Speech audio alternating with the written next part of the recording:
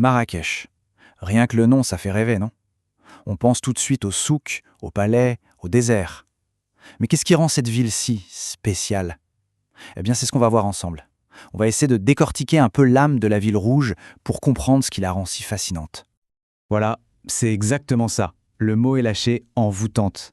C'est parfait pour décrire Marrakech. Parce que ce n'est pas juste une destination de vacances, c'est une véritable expérience. Chaque coin de rue raconte quelque chose. Le passé et le présent s'y mélangent en permanence. Alors voilà notre programme, on va commencer par le cœur de la ville, puis on va plonger dans le dédale de la Médina. Après ça, on cherchera un peu de calme dans des oasis secrètes, on s'immergera dans la culture locale, et pour finir, on s'échappera un peu au-delà des murs de la ville. C'est parti!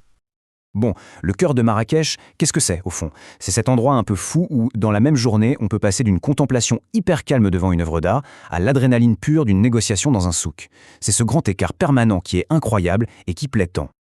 Et ce qui est fascinant, c'est que ça marche pour tout le monde. Que l'on soit un aventurier qui rêve de l'Atlas, quelqu'un qui cherche juste à se poser dans un riad magnifique, ou celui qui veut un dépaysement total, Marrakech a quelque chose à offrir à chacun. C'est une ville aux 1000 promesses. Allez, maintenant, on rentre dans le vif du sujet. On plonge dans le labyrinthe magique de la ville, la Médina. C'est vraiment là que bat le pouls de Marrakech. La Médina, c'est le cœur authentique de Marrakech. Et franchement, le meilleur conseil qu'on puisse donner, c'est de ranger son plan. Il faut accepter de se perdre, de se laisser guider par une odeur d'épices, par un son au loin. C'est comme ça qu'on découvre la véritable âme de la ville. Ah, les souks, c'est une véritable explosion pour tous les sens. On ferme les yeux et on imagine. L'odeur du cuir et de la menthe, le bruit des artisans qui travaillent, la vue de toutes ces couleurs vives, des épices, des babouches. Se perdre ici, ce n'est pas un problème, c'est tout l'intérêt. Et au milieu de toute cette agitation, au-dessus de ce labyrinthe, il y a un repère, un phare, la Koutoubia. C'est simple, peu importe où on se trouve dans la Médina, il suffit de lever la tête pour voir son minaret. C'est bien plus qu'une mosquée, c'est le point de repère de Marrakech. Et toutes ces ruelles ouphlesques semblent converger vers un seul et même endroit, la mythique place Jemaa el Fna. Honnêtement, il n'y a pas de meilleure description. C'est un théâtre permanent où le spectacle, eh bien, c'est la vie marocaine elle-même.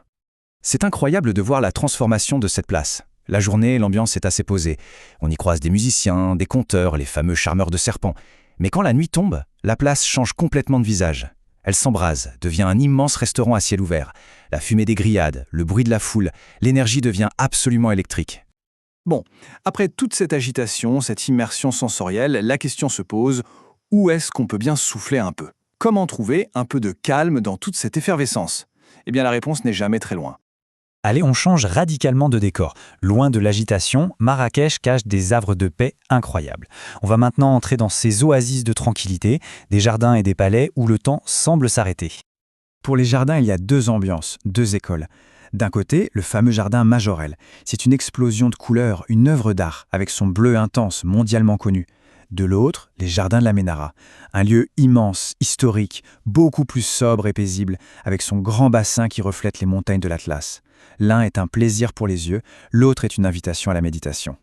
Et la tranquillité, on la trouve aussi dans la splendeur de l'architecture. Le palais Baïa, par exemple, nous plonge dans l'opulence d'un vizir du 19e siècle.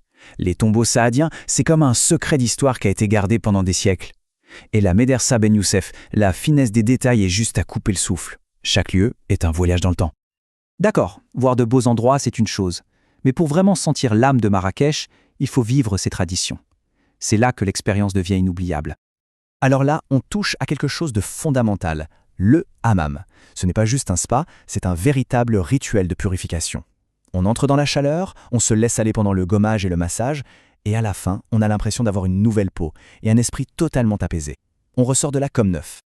Et bien sûr, impossible de parler de culture sans parler de gastronomie. C'est un voyage à part entière. Il faut s'imaginer les tagines qui ont cuit pendant des heures, la viande qui fond littéralement dans la bouche, ou encore le couscous du vendredi, qui est plus qu'un plat, c'est un moment de partage. Chaque repas est une fête. Mais l'expérience de Marrakech ne s'arrête pas à ses remparts. Il suffit de faire quelques kilomètres pour découvrir un tout autre Maroc. Allez, on prend un peu l'air, direction l'aventure. À quelques minutes de la ville, on se retrouve dans la Palmeraie. Le rythme change instantanément. On monte à dos de chameau et on se laisse bercer. Le silence est juste incroyable. Et si on fait ça au coucher du soleil, quand le ciel devient orange, c'est un moment de pure magie, vraiment. Et pour un contraste encore plus fort, il suffit de lever la tête. L'Atlas est là, tout proche. L'aventure devient alors une randonnée dans des paysages grandioses. Mais c'est surtout l'occasion de rencontrer les habitants des villages berbères et de découvrir leur hospitalité légendaire. Au final, c'est ça Marrakech. C'est cet équilibre incroyable entre plusieurs mondes. Un monde d'histoire et de culture qui nourrit l'esprit, un monde de saveurs et d'odeurs qui éveille les sens, et un monde de nature et d'aventure qui appelle à l'action. C'est comme faire plusieurs voyages en un seul, et c'est ça qui rend la ville inoubliable. Du coup, la vraie question, ce n'est plus faut-il aller à Marrakech, mais plutôt quel Marrakech est fait pour nous?